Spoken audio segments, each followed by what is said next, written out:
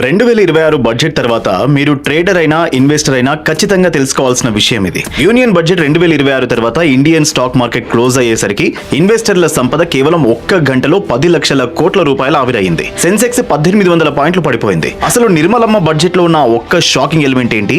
ఎందుకు మార్కెట్ ఇంతలా రియాక్ట్ అయింది? దీనికి మెయిన్ రీజన్ ఎస్టీటీ అంటే సెక్యూరిటీస్ ట్రాన్సాక్షన్ ట్యాక్స్ పెంచడం. గతంలో ఫ్యూచర్స్ పై 0.02% ఉన్న పన్నుని ఇప్పుడు 0.05% పెంచారు. అలాగే ఆప్షన్స్ ట్రేడింగ్ పై పన్నుని 0.1% నుండి 0.15% పెంచుతూ ప్రభుత్వం నిర్ణయం తీసుకుంది. సింపుల్ గా చెప్పాలంటే మీరు ట్రేడింగ్ చేసేటప్పుడు కట్టే ట్యాక్స్ ఇప్పుడు డబుల్ కన్నా ఎక్కువే అవుతుంది. సో దీని వల్ల ముఖ్యంగా హై ఫ్రీక్వెన్సీ ట్రేడర్స్ మరియు స్కాల్పర్స్ కి ప్రాఫిట్స్ తగ్గిపోయి బ్రేక్ ఈవెన్ కాస్ట్ పెరిగిపోతుంది. కానీ ఇక్కడ గవర్నమెంట్ లాజిక్ వేరేలా ఉంది. సిఈఏ అనంత నాగేశ్వరన్ ఏమంటున్నారంటే ఈ పన్ను పెంపు ఆదాయం కోసం కాదు, మన హౌస్ హోల్డ్ సేవింగ్స్ ని కాపాడడానికి అని. సెబీ తాజా రిపోర్టు ప్రకారం 91% మంది రీటైల్ ట్రేడర్స్ F&O లో నష్టపోతున్నారు. ప్రజలు తమ కష్టార్జితాన్ని జూదం లాంటి ట్రేడింగ్ లో పోగొట్టుకోకుండా లాంగ్ టర్మ్ ఇన్వెస్ట్మెంట్ వైపు మళ్లించాలన్నదే ప్రభుత్వం ఉద్దేశం. అంటే ప్రభుత్వం ట్రేడింగ్ ని డిస్కరేజ్ చేస్తూ ఇన్వెస్టింగ్ ని ఎంకరేజ్ చేస్తోంది.